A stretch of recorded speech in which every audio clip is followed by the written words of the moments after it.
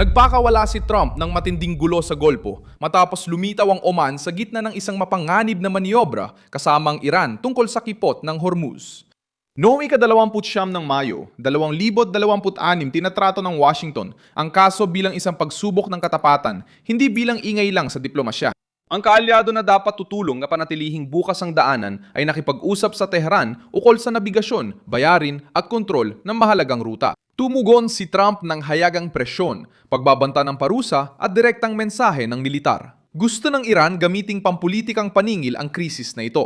Nagbukas ng pagkakataon ng Oman para sa pag-uusap na ito. Binala ni Trump ang dalawa. Ano ang binabalak ng Oman? Bakit sumali ang Tehran sa larong ito? At ano ang matinding tugon na ipinapadala na ni Trump na yon? Ikukwento ko na sa iyo lahat ng yan. Kung gusto mo ng ganitong klaseng diretsyong content na walang paligoy-ligoy, mag-subscribe ka na dahil araw-araw may ganitong video dito. Lalong lumala ang krisis matapos tanungin si Trump sa White House tungkol sa posibleng kasunduan kung saan ang Iran at Oman ay magkakaroon ng kontrol sa kipot ng Hormuz at maniningil sa mga barko. Agad dumating ang sagot. Sinabi ng presidente na kailangang manatiling bukas ang daanan para sa lahat at nagbabala na walang sinuman ang magkokontrol sa kipot. Pagkatapos, kumilos ang gobyerno ng Amerika na parang matagal na nilang minamanmana ng panganib sa likod ng mga eksena. Matagal lang kaalyado ng Estados Unidos ang Oman. May mahigit 2 siglong ugnayan sa Washington at palagi nagpapakitang tahimik na tagapamagitan sa Golpo. May hangganan din ang pagiging tagapamagitan.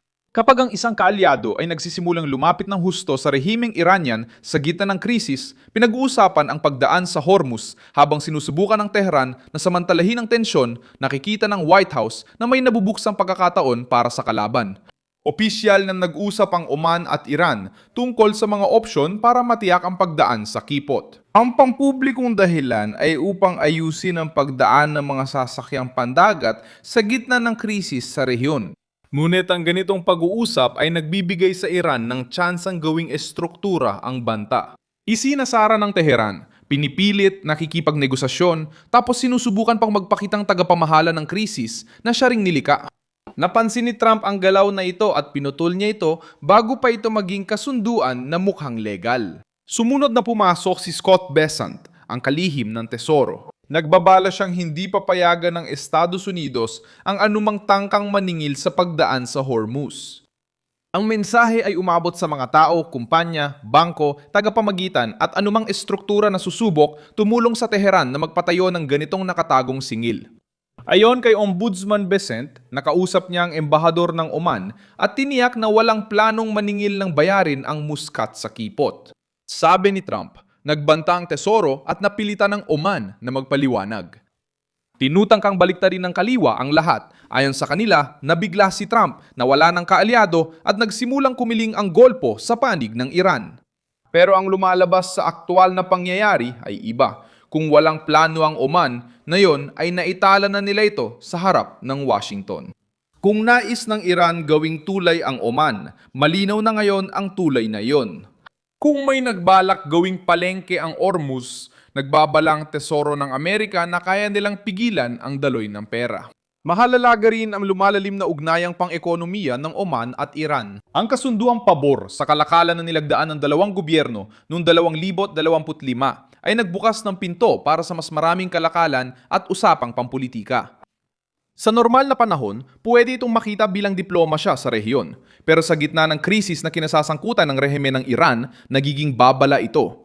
Nagbabala ang kaalyado ng Treasury ng Amerika na pwedeng putulin ang ugnayan kung gagawing negosyo ang banta ng Iran. Pumasok na rin sa radar ang Konseho ng Kooperasyon sa Golpo. Itinampok ng Balitar Regional ang hindi pagdalo ng Oman sa konsultatibong pagpupulong noong Abril sa Jeddah habang pinapakita ng mga monarkiya sa Golpo ang pagkakaisa kontra sa paggamit ng Hormuz bilang panggigipit. Mabigat ang ganitong pagliban, maging ang bakanting upuan ay nagsasalita. Samantala, ang ibang leader ay naghahanap ng magkakaisang tugon. Ipinakita ng Oman na mas malapit ito sa mga usapan kasamang Tehran. Para kay Trump, hindi ito magarang neutralidad, kundi mapanganib na kalabuan. Tinutulungan ng sitwasyon sa Qatar na maunawaan ang laki ng pagsubok. Nakikipag-usap ang Doha sa Estados Unidos para bumili ng mga drone na MQ-10B sa paketeng halos $2 bilyong. At ngayon ay mas maingat nilang sinusuri ang paggamit ng mga sistemang ito matapos ang paggalugi ng Amerika sa digmaan laban sa Iran. Ibinibenta ng anti-Trump na naratibo ito bilang pagkatalo ng armas ng Amerika, pero iba talaga ang tamang basa rito. Naintindihan ng mga kaalyado sa Golpo na ang makabagong digmaan ay kailangan ng mas matalinong paggamit. Gusto ng Qatar ng proteksyon at kasiguraduhan. Gusto ng Oman na panatilihin ang ugnayan sa Iran pero ayaw magbayad ng parusa mula Amerika. Samantala, mas kaunti ang pasensya ng United Arab Emirates sa banta ng Iran. Ito ang kapaligirang kinakaharap ni Trump. Nagkakalkulang mga kaalyado, sinusubukang hatiin ng Teheran, pinapanood ng China at Rusya, at kailangan patunayan ng Washington na sila pa rin ang nagtatakda ng hangganan. Pumapasok din sa laro ang negosasyon sa Iran, ngunit malino na sinabi ng White House na hindi ito tatanggap ng bayad sa daanan na katagong kontrol ng Iran o maluwag na kasunduan sa programang nuklear. Ayon kay J.D. Vance, wala pang pinanakasunduan, kaya makikitang hindi nagmamadali si Trump pumirma ng papeles na hindi maganda. Hawak niya ang panulat habang tinitiyak kung urong talaga ang Teheran. Gusto ng Iran magmukhang panalo sa krisis, nagmatigas, naipilit ang negosasyon at ngayon pwede nang makilahok sa pamamahala ng kipot. Pero winawasak ng hinihingi ng Amerika ang palabas na yan. Kung bubuksan muli ang daanan ng libre, walang kontrol ng Iran at may bantay ng Amerika, mawawala sa Tehran ang pangunahing sandatang pampolitika na sinubukan nilang buuin.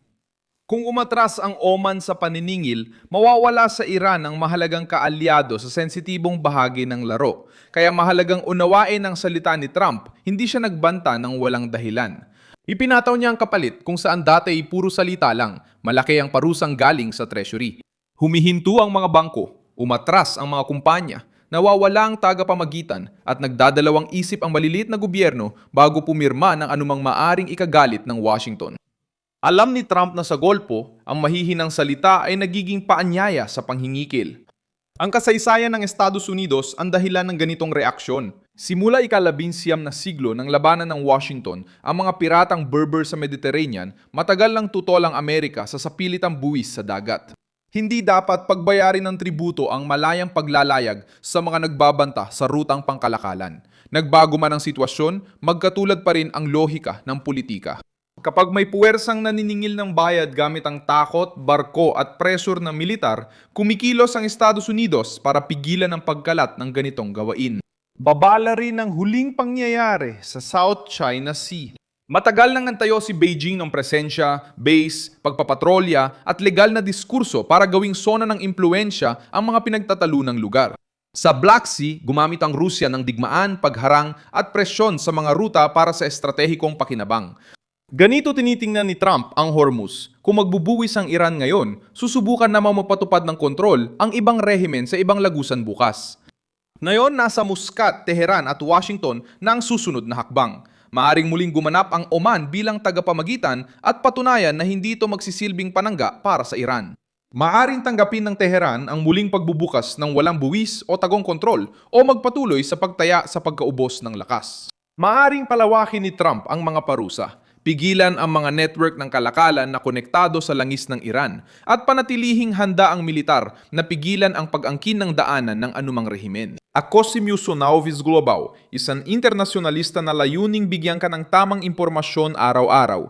Nasa video description ang mga news link. I-like ang video, mag-subscribe sa channel at basahin ang mga komento para maging aktibo sa komunidad ng Milson Alves Global.